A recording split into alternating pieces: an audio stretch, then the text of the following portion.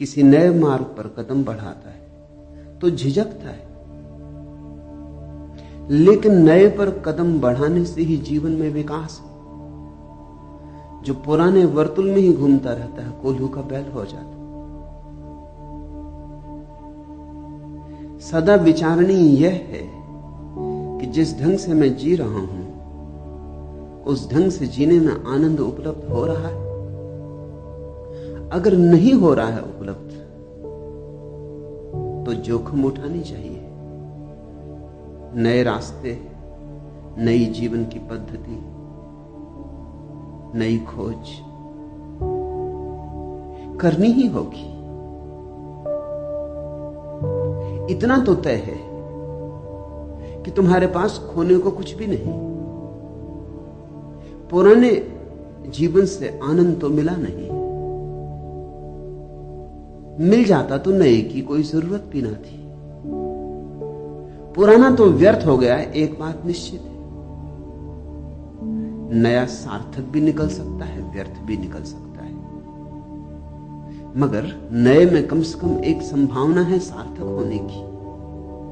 पुराना तो निचुड़ चुका, उसे तो देख लिया, समझ लिया, जी लिया, नहीं कुछ पाया।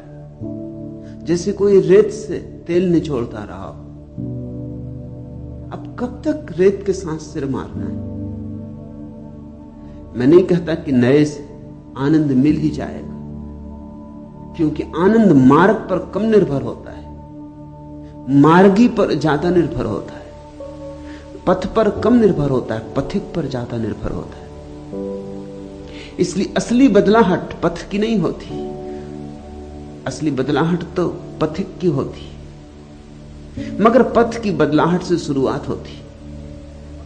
तुम बाहर हो, इसलिए बाहर से ही रूपांतरण शुरू करना होगा। बाहर की बदलने की हिम्मत जुटाओ तो भीतर बदलने की हिम्मत भी सघन होगी। और अगर थोड़ी बूंदें पड़ने लगी आनंद की तो उमंग और उत्साह से नए का अन्वेषण शुरू हो जाएगा। मगर एक बात तो तय है कि तुम्हारे पास खोने को कुछ भी नहीं, इसलिए व्यर्थ चिंता मत लो। मिला क्या है पुराने को पकड़े रखने से? तो खो भी कुछ ना जाएगा। और जब खोने को कुछ नहीं है तो डर क्या है? या तो कुछ मिलेगा, ज्यादा से ज्यादा यही होगा कि नए से भी नहीं मिलेगा, तो फिर और नए को खोजेंगे। हमेशा ध्यान इसका करो कि जिस ढंग से हम जिए हैं, जो हम अब तक सोचे हैं, विचारे हैं, उससे कुछ मिला है या नहीं, विचार उसका करो। भविष्य का विचार मत करो कि क्या मिलेगा क्या नहीं मिलेगा, क्योंकि भविष्य तो अज्ञात है, संन्यास तो अपरिचित है। प्रयोग में उतरने से ही पता चलेगा। स्वाद लोगे तो ही पता चलेगा। स्वाद के पहले कैसे तय करोगे कि स्वादिष्ट है वस्तु या नहीं? किसी पे भरोसा करना होगा, किसी ने जिसने स्वाद लिया हो। यहां तुम आती हो चंद्ररेखा, मैंने स्वाद लिया है। मैं तुम्हें कहता हूं आओ बढ़ो। और यहां बहुत हैं जो मस्त हो रहे हैं, डूब रहे हैं। उनकी मस्ती और डुबकी देखकर ही तो तुम्हारे मन में भी सन्यास का भाव उठता है। नहीं तो सन्यास का भाव क्यों उठे? तुम्हारा हृदय आंदोलित हो रहा है, सिर्फ तुम्हारा मस्तिष्क बाधा डाल रहा है। मस्तिष्क सदा ही रूढ़िवादी होता है, हृदय सदा नए के साथ जाने को आतुर होता है, और मस्तिष्क सदा पुराने के साथ बंधा रहने के लिए तैयार। मस्तिष्क के पास अतीत के अतिरिक्त कुछ भी नहीं है। मस्तिष्क के पास जो भी है स्मृति की संपदा है, वह सब अतीत है। मस्तिष्क का भविष्य होता ही नहीं।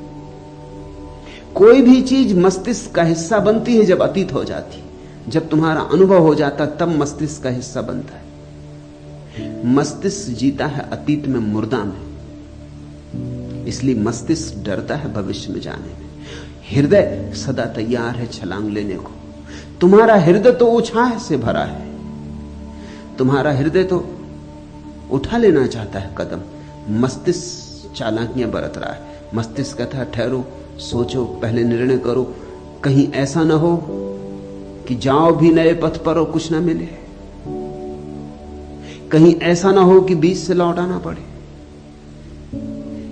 कहीं ऐसा ना हो कि जीवन की पद्धति बदलो, इतना श्रम उठाओ और श्रम के अनुकूल पुरस्कार ना हो। तो थोड़ा सोचो, गणित बिठाओ, हिसाब लगाओ, लेकिन मस्तिष्क की सुनी अगर तो कभी कदम उठ ना सकेगा। थोड़ा सोचो, छोटा बच्चा मां के पेट में है, अभी जन्म होने के करीब है। अगर मस्तिष्क हो, अगर बुद्धि पैदा हो गई हो, तो बुद्धि कहेगी कहां जाते हो, जीवन की ये प्रक्रिया, ये ढंग, ये गर्भ में रहना कितना सुखद है, कोई झंझट नहीं, कोई चिंता नहीं, कोई दायित्व नहीं, 24 घंटे सोए रहो, कहां जाते हो, पता नहीं बाहर क्या होगा, कौन सी मुसीबतें आए, कौन सी चुनौतियां आए। अगर बच्चे के पास थोड़ा गणित हो, तर्क हो, तो कोई बच्चा मां के गर्भ से पैदा ही ना हो। लेकिन गणित नहीं होता, गणित बाद में आता है, सौभाग्य की बात, तर्क बाद में आता है। बच्चे के पास तो सिर्फ हृदय होता है, नए के लिए आतुर, उत्सुक। अगर हम बुद्धि की बात मान के चलें तो पृथ्वी जरा जीर्ण से भर जाती। इस देश में ऐसा ही हुआ है, लोगों ने अतिशय बौद्धिकता के साथ अपने गठबंधन बना लिए, इसलिए यह देश जरा जीर्ण हो गया है। इस देश में यौवन नहीं रहा, यह खंडहरों में जी रहा है, यह अब भी अतीत के ही गुणगान करता है। इसके पास कोई उमंग नहीं है नए के लिए, यह गिर गए पीले पत्तों की प्रशंसा करता है, नई जो कोंपलें खिलती हैं उनकी तरफ पीठ फेर लेता है।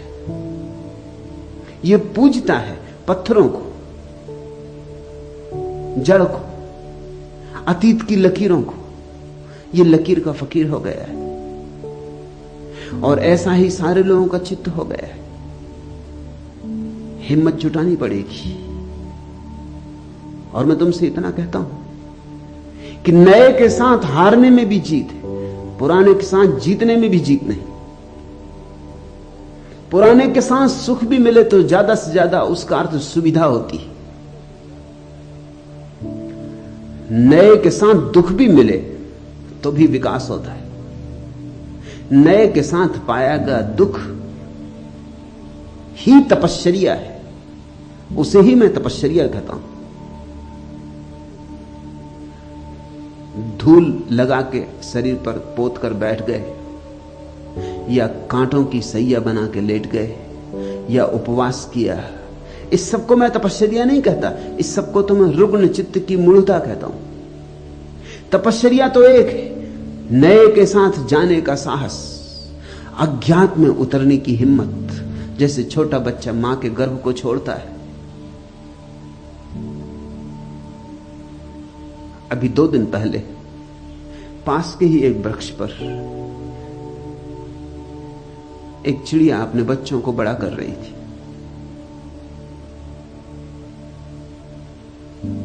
रोज रोज बच्चे बड़े होते चले गए।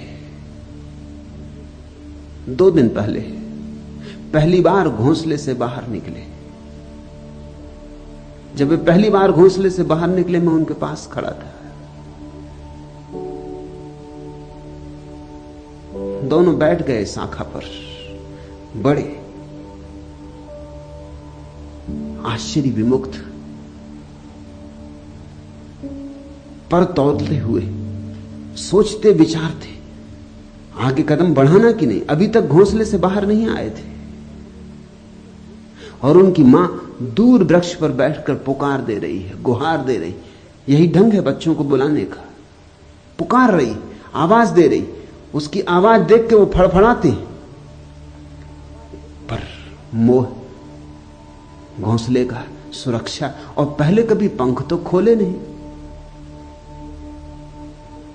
तो पंख खोलना या नहीं, उड़ पाएंगे हम या नहीं, उनकी दुविधा देखकर नए नए संन्यास लेते व्यक्तियों की दुविधा का मुझे स्मरण आया। ऐसे ही पर तौलते, सोचते, घबराते, पीछे लौट के देखते, लेकिन कब तक माथी की पुकारे गई कि आवाज दिए गई कि टेर पर टेर। कोई आधा घंटा लगा, धीरे धीरे पंख फड़फड़ाए, थोड़े दूर हटे घोंसले से, उसी वृक्ष पर दूसरी शाखाओं पर बैठे, थोड़ा भरोसा बढ़ा, थोड़े पंख मारे हवा में, फिर लौट आए, थोड़ा और भरोसा बढ़ा, फिर उड़ गए। तब से पता नहीं, 2 दिन से मैं देख रहा हूं रोज, फिर नहीं लौटे। अब क्या लौटना, पड़ा रह गया है घोंसला, पड़े रह गए उसमें 2 अंडे टूटे फूटे।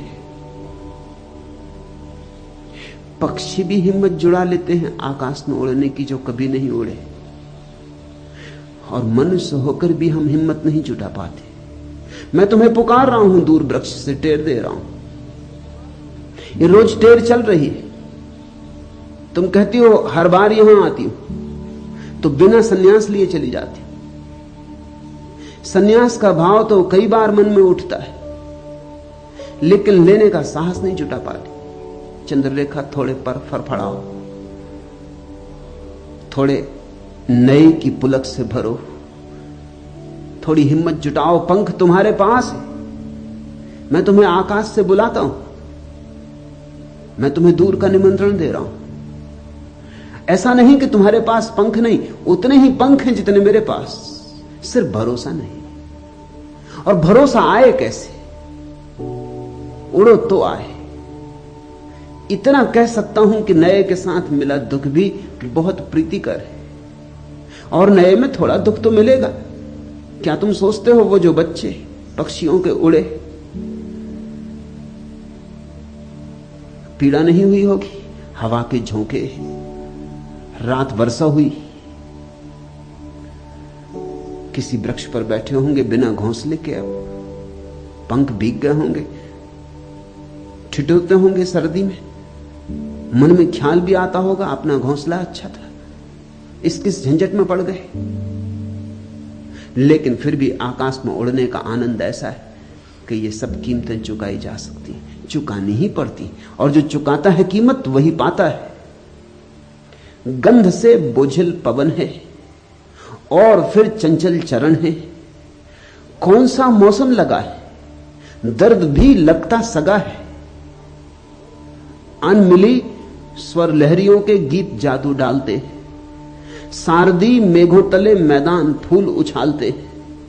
आज तो बस में नमन है, गीत से भीगा गगन है, प्राण को किसने ठगा है, दर्द भी लगता सगा है। ओ उदासी की किरण भटकी हुई क्या कह रही है तू, धुंधलके के पार यूं निस्सार क्यों बह रही है तू, धुंधलके के पार यूं निस्सार ही क्यों बह रही तू। प्रीति का कोई वचन है, नित निभाना प्रणय प्रण है, नैन में सपना जगा है, दर्द भी लगता नया है, दर्द भी लगता सगा है। पूर्ण यौवन भार खेतों में लचकती सांध्य वेला, बांसुरी के स्वर सरीखा एक मेरा स्वर अकेला। टेरता मानो विजन है और तन मन में चुभन है, कौन सा मौसम लगा है, दर्द भी लगता सगा है। नए के साथ दर्द भी बहुत सगा है, पुराने के साथ सुविधा भी, सिर्फ धीमी धीमी आत्महत्या है और कुछ भी नहीं। क्या है छोड़ने को, क्या मिट जाएगा, पाया ही कुछ नहीं तो छूटेगा क्या।